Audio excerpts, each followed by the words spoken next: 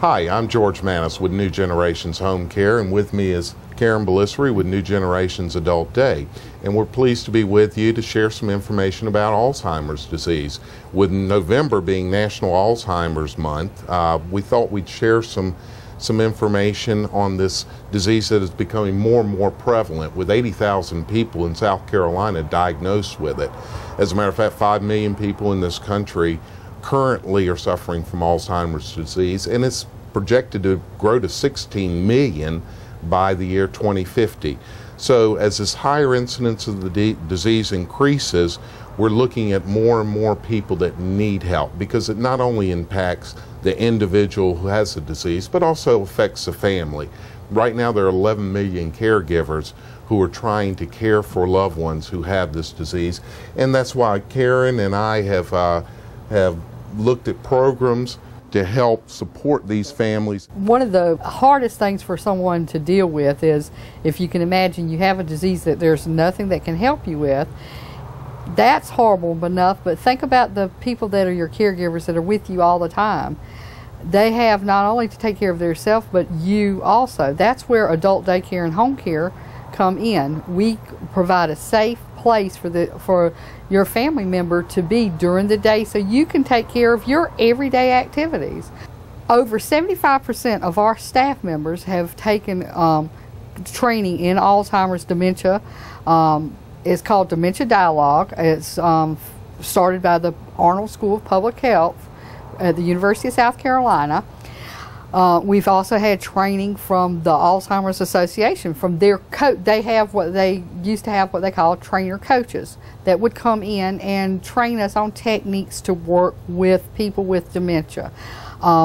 It's not quite as simple as just, you come here. You know, you have to kind of get into their mindset and try to understand what they're going through, because these people are afraid. They're scared. Things are happening to them that they can't explain, and they don't know what to do. So they're frustrated, and it frustrates their family, the caregiver. That's where we step in, because we've had some of this training.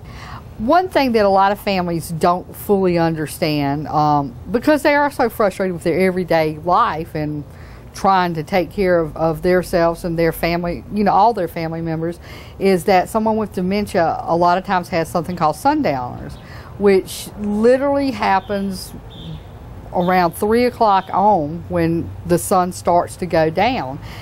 They become very confused and frustrated.